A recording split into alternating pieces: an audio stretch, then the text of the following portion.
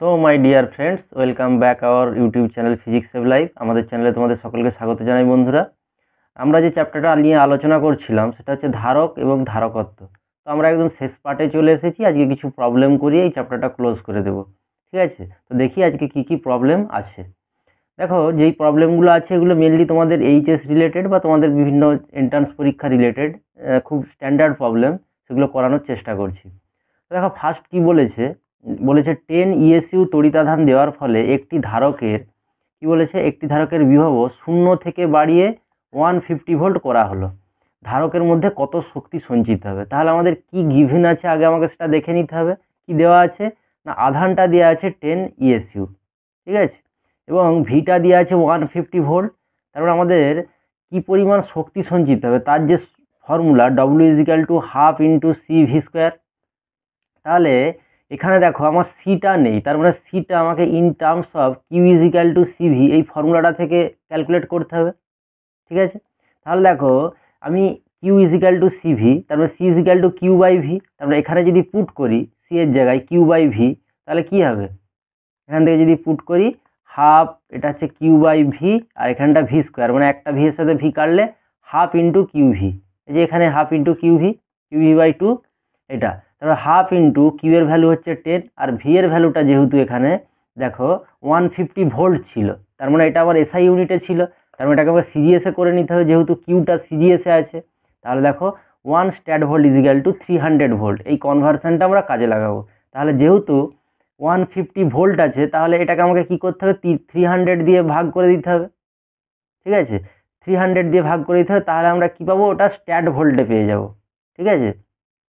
Stat ভোল্টে পেয়ে যাব, সেটাই করেছি 150/300। তার মানে অ্যান্সারটা আমার সিজিএসএ মানে আর্গে আসবে, তার মানে সঞ্চিত শক্তি এত আর্গ। এটাকে আমরা জুলে কনভার্ট করে নিতে পারি, সেটা 1 জুল সমান 10⁷ আর্গ, এই ফর্মুলা থেকে আমরা কনভার্ট করে নিতে পারি। আমার দরকার নেই, আমরা সিজিএসএই রাখবো, ঠিক আছে? আচ্ছা, নেক্সট কি আছে?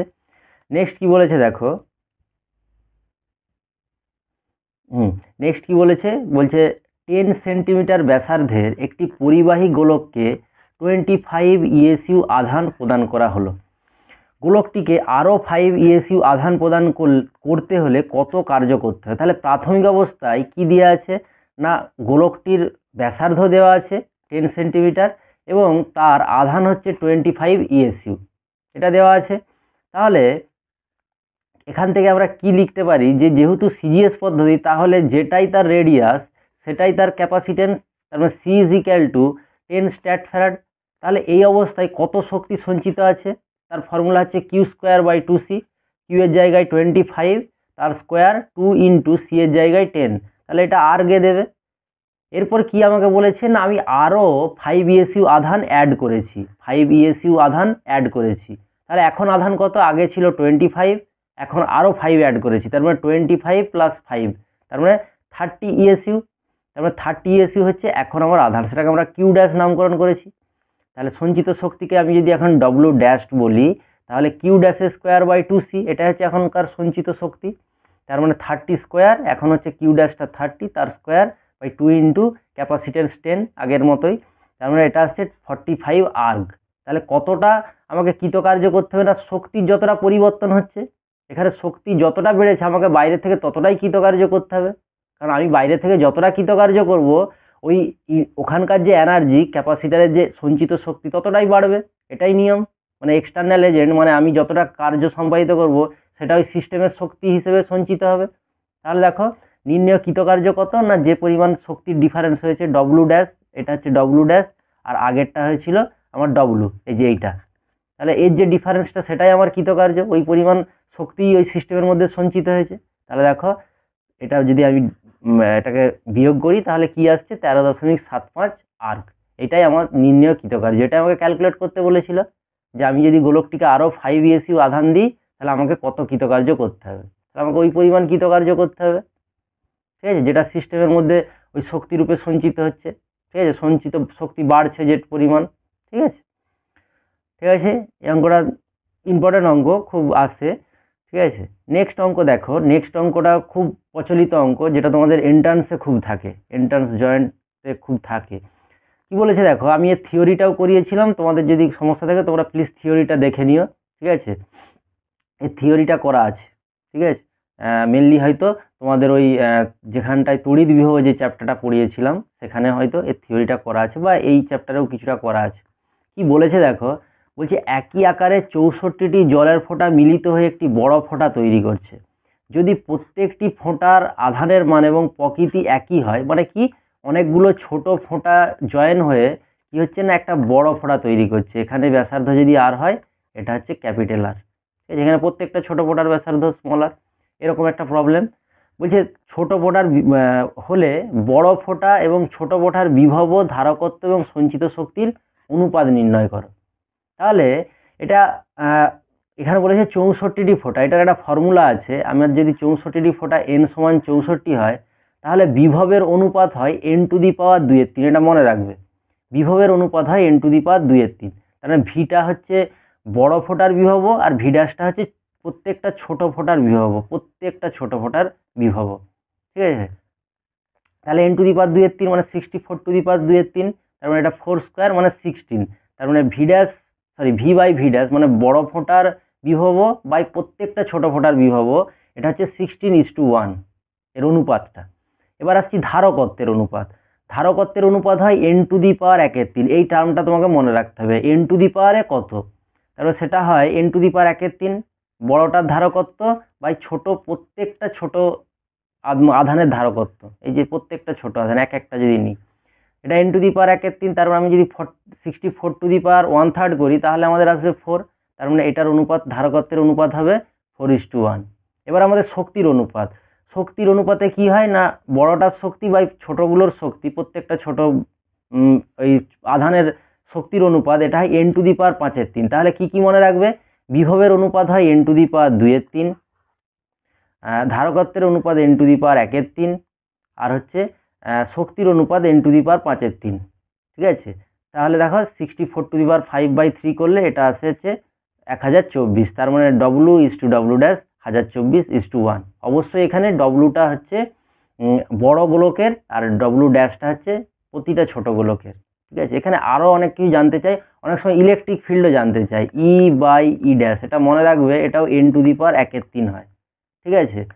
R/R', মানে বড় আর বাই স্মল আর, এটাও হয় n⁻1�3, ঠিক আছে। এগুলো মনে রাখবো, সবই n⁻1�3 হয়, শুধু তোমার হচ্ছে এখানে বিভবটা n⁻2�3।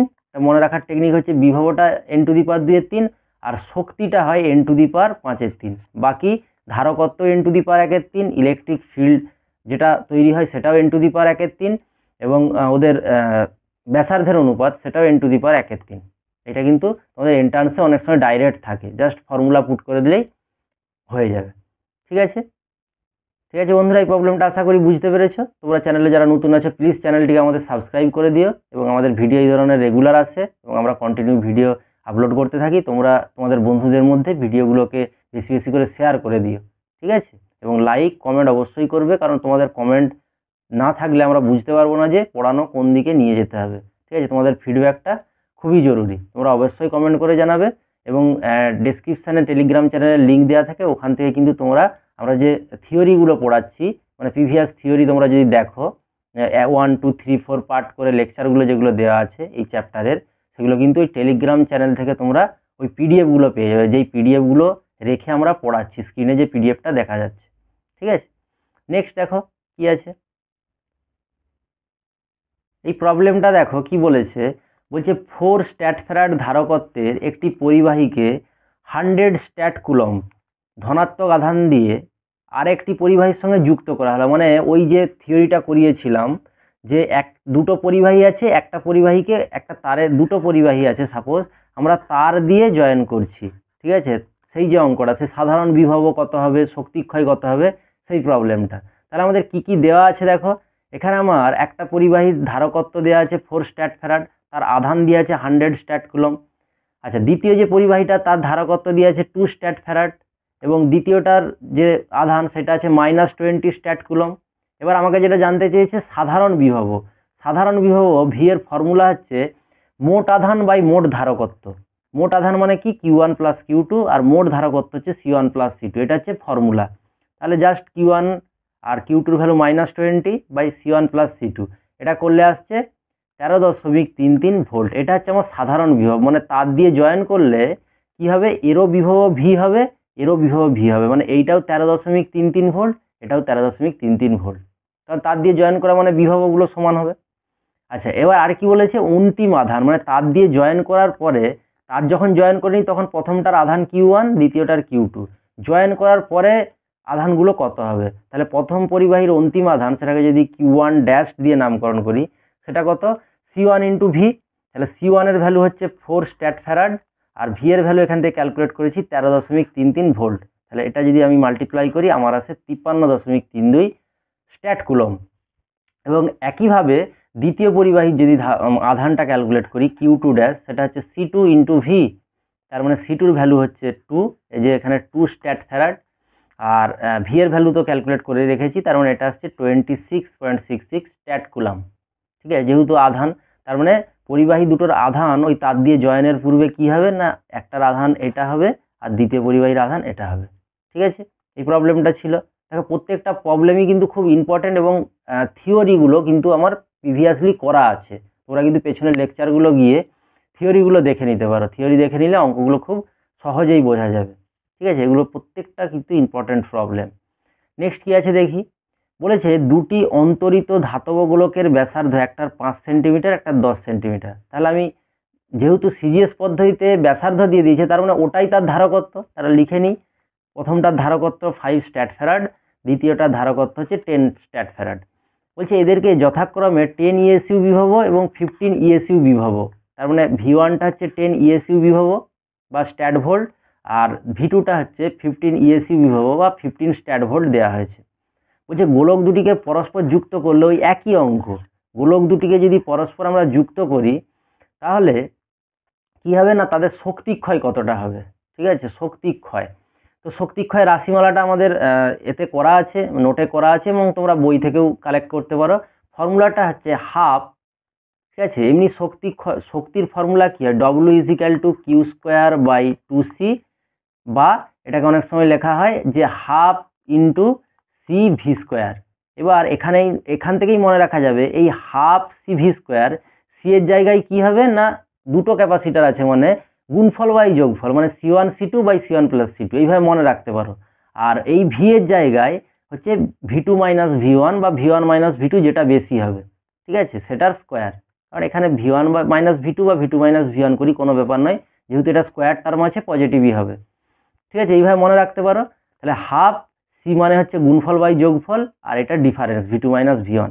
তাহলে মানগুলো জাস্ট পুট করো, হাফ ইন্টু C1 5, C2 10, 5 + 10, আর এটা হচ্ছে 15 - 10। তার মানে এটা ক্যালকুলেট করলে দেখো, নিজেরা ক্যালকুলেশনটা করবে, এটা আসে 41.66। এককটা কী হবে, যেহেতু এটা এনার্জি, তার মানে এটার এককটা হবে আর্ক সিজিএসে। ঠিক আছে, এই অঙ্কটা মনে রাখতে পারো, ভালো অঙ্ক। কীভাবে মানে কতটা পরিমাণ শক্তিক্ষয় হচ্ছে তার দিয়ে জয়েন করলে। নেক্সট কি আছে, নেক্সট কিন্তু সমান্তরাল পাতধারকের অঙ্ক। কি বলেছে, একটি সমান্তরাল পাতধারকের প্রতিটি পাতের ক্ষেত্রফল 200 সেন্টিমিটার²। ইউনিট সিস্টেমগুলো খুব দেখবে, হয় সিজিএসে করব আর নয় এসআইয়ে করব, যেটাতে সুবিধা হবে। এখানে অনেক রকম ইউনিট সিস্টেম দেয়া আছে। আচ্ছা, পাতগুলির ব্যবধান, পাতদ্বয়ের ব্যবধান বলেছে 2 মিলিমিটার, দুটো পাতের ব্যবধান, এবং অন্তর্বর্তী মাধ্যম বায়ু নিয়েছি। একটি পাত ভূসংলগ্ন, যেটা আমরা করি, এবং আরেকটির বিভব হচ্ছে 300 ভোল্ট, অসুবিধা নেই।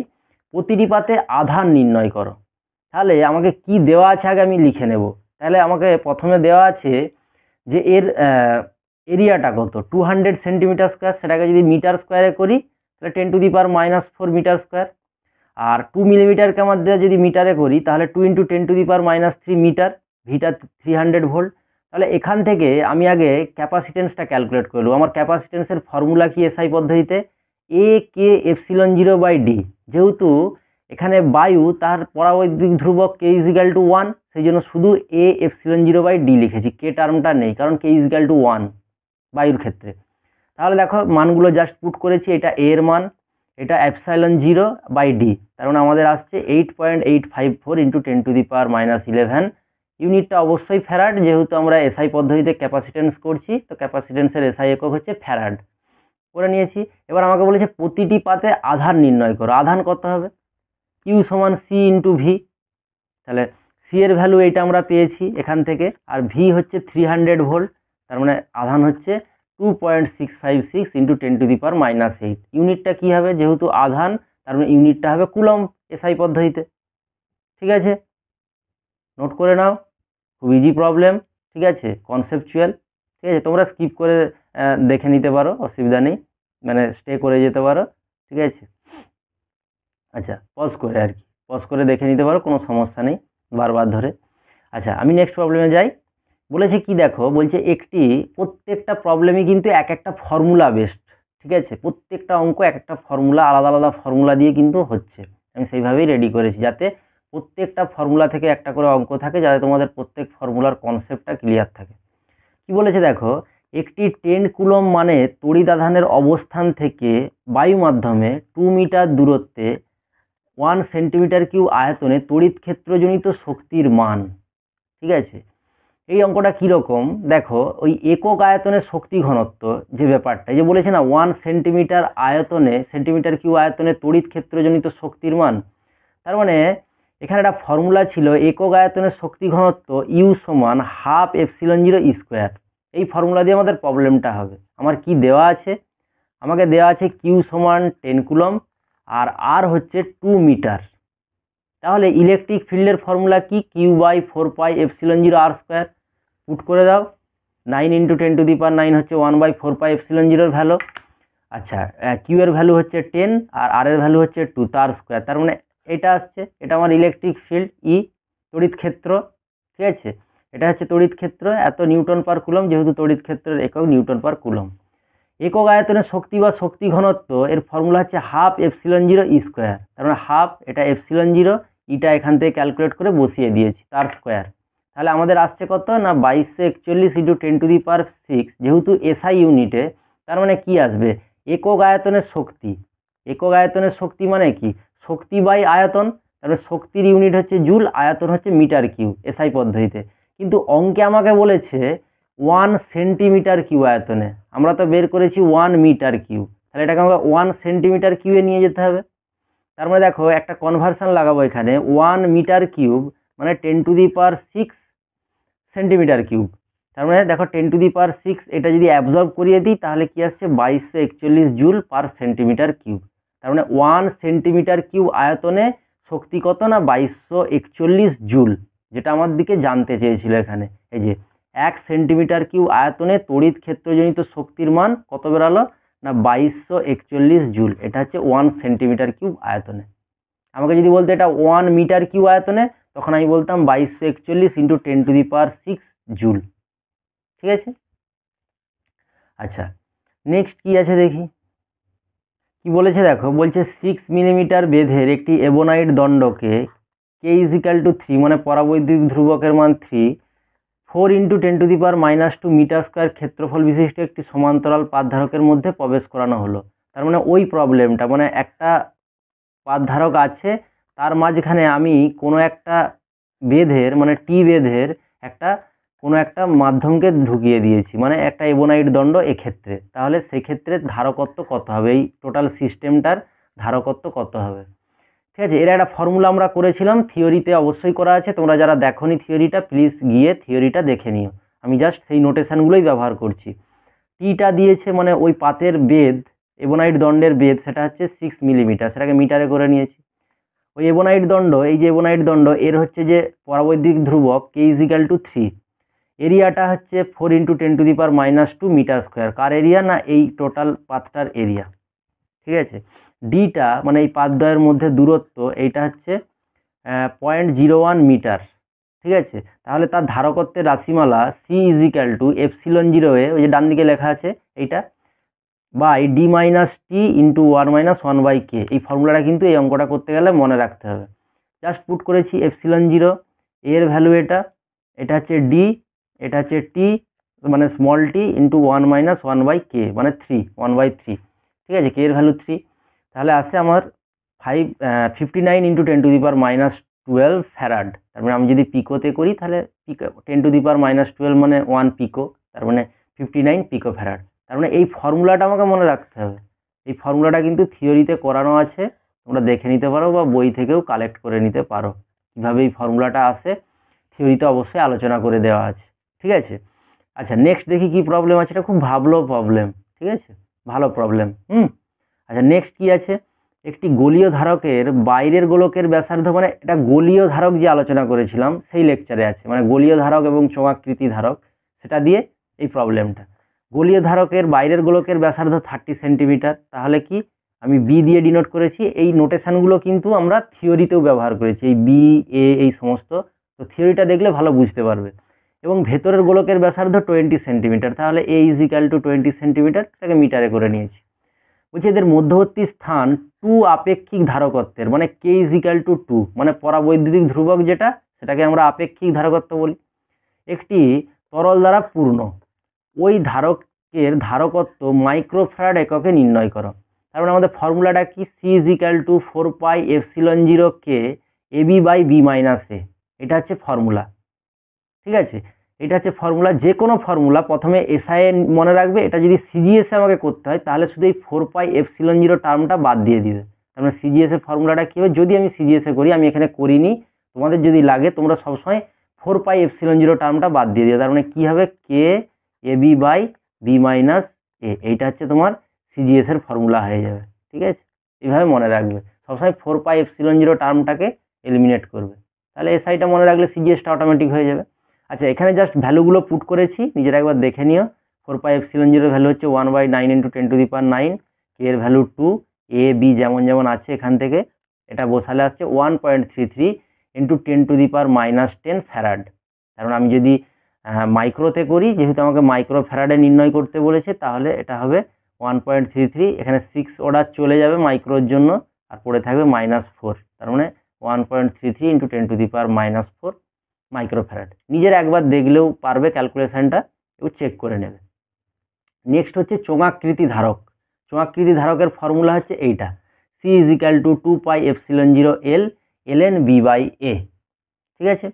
আমি এসআইতেই করবো, এটা আমার এসআইয়ের ফর্মুলা। আমাকে কি বলে দিয়েছে, দৈর্ঘ্যটা দিয়ে দিয়েছে, চোঙাকৃতি ধারকের দৈর্ঘ্য লিখে নিয়েছি এল, বাইরের ও ভেতরের ব্যাসার্ধ, তাহলে বাইরের ব্যাসার্ধটাকে বি দিয়ে ডিনোট করেছি, ভেতরের ব্যাসার্ধটাকে এ দিয়ে ডিনোট করেছি, ঠিক আছে। এগুলো সেন্টিমিটারে আছে, তো এগুলোকে মিটার করলে এখানে করে নিয়েছি ডাইরেক্ট মিটারে, যে 10⁻² দিয়ে মাল্টিপ্লাই করা আছে, তাহলে ওইগুলো মিটারে হয়ে যাবে, ঠিক আছে। 2 পাই এপসিলন 0 ভ্যালু বসিয়ে দিয়েছি, এল এর ভ্যালু বসিয়ে দিয়েছি ln B by A, B হচ্ছে 1.61 সেন্টিমিটার, তাহলে 1.61 × 10⁻² মিটার। নিচটাকেও দেখো, এটাকে 1.5 × 10⁻² মিটার, তাহলে আমার সব এসআই হয়ে গেল। তার মানে এটা করলে আসছে 1.18 × 10⁻10 ফ্যারাড। এটাকে তোমরা লিখে নিতে পারো মাইক্রো ফ্যারাডে, অসুবিধা নেই, না লিখলেও কোনো ব্যাপার নেই, যেহেতু এখানে মাইক্রো ফ্যারাডের কথা কিছু বলেনি, শুধু চেয়েছে ধারকটির ধারকত্ব নির্ণয় করো, ঠিক আছে।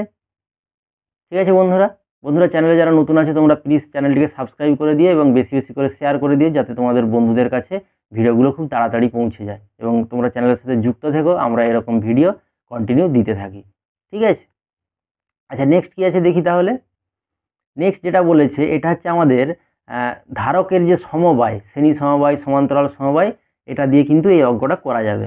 কি বলেছে, 10 মাইক্রোফ্যারাড ধারকত্বে দুটি ধারক সমান্তরাল সমবায়ে যুক্ত করা হলো, মানে এই রকম দুটো ধারক আছে সমান্তরাল সমবায়, এবং সমবায়টিকে একটি 30 মাইক্রোফ্যারাড, এখানে লেখা নেই, 30 মাইক্রোফ্যারাড ধারকের সাথে শ্রেণী সমবায়ে যুক্ত করা হলো, মানে পিকচারটা এইটা টোটাল, ঠিক আছে। এখানে C1 C2 দুটোই 10 মাইক্রোফ্যারাড করে, আর তার সাথে শ্রেণীতে একটা 30 মাইক্রোফ্যারাড অ্যাড করা আছে, তাহলে টোটাল সিস্টেমটার ধারকত্ব কত হবে। তাহলে ফার্স্ট আমি করি C1 আর C2, এই P আর Q বিন্দুর মধ্যে যেটা আছে, C1 C2 হচ্ছে সমান্তরাল সমবায়। সমান্তরাল সমবায়ের ফর্মুলাটা কি, CP = C1 + C2, তার মানে 10 + 10 মানে 20। তার মানে এখন ছবিটা কীরকম হয়েছে, C1 C2র বদলে একটা ইউজ করেছি, সেটা হচ্ছে CP, ঠিক আছে। তাহলে CP, আর এখানে হচ্ছে C3টা কত 30। তাহলে দেখো এখন এই CP আর C3 এরা শ্রেণী সমবায়, তার মানে ফর্মুলাটা কি, 1/CS = 1/CP + 1/C3। তার এটাকে যদি CS = লিখি, তাহলে CP/C3/CP + C3, তার মানে CPর ভ্যালুটা হচ্ছে 20, C3র ভ্যালুটা দেওয়া ছিল 30, তার মানে এটা করলে আসে 12 মাইক্রোফ্যারাড। তার মানে এখন ছবিটা কেমন হয়েছে, ছবিটা এই ডান দিকের ছবির মতো হয়ে গেছে, মানে আমরা CpC3 বদলে CS ইউজ করছি, তার মানে এখন আমাদের ছবিটা এইরকম হয়ে গেছে। এটাকেই তো আমরা তুল্য ধারকত্ব বলি, মানে অনেকগুলো ধারকত্ব থাকে, সেখান থেকে আমরা একটাতে নামিয়ে আনি, মানে যে একটা ইউজ করবো। তার মানে এখানে এই এত কিছু যে ছিল, এই এখানে 10, এখানে 10, এখানে 30, এই তিনটের বদলে আমরা যদি এই CS মানে এখানে যদি একটা 12 মাইক্রোফ্যারাড ইউজ করি, তাহলে কিন্তু তার যে কাজ, ঠিক আছে, সেটা কিন্তু একই হবে। ওই তিনটের বদলে আমি যদি 12 মাইক্রোফ্যারাড ইউজ করি, কাজটা একই করবে সার্কিটে, ঠিক আছে। এটাই তো আমাদের তুল্য ধারকত্ব, বা রোধের ক্ষেত্রেও আমরা করি তুল্য রোধ, মানে অনেকগুলোর বদলে একটা ইউজ করতে হয়, ঠিক আছে এইটা। আচ্ছা, নেক্সট কি বলেছে দেখি।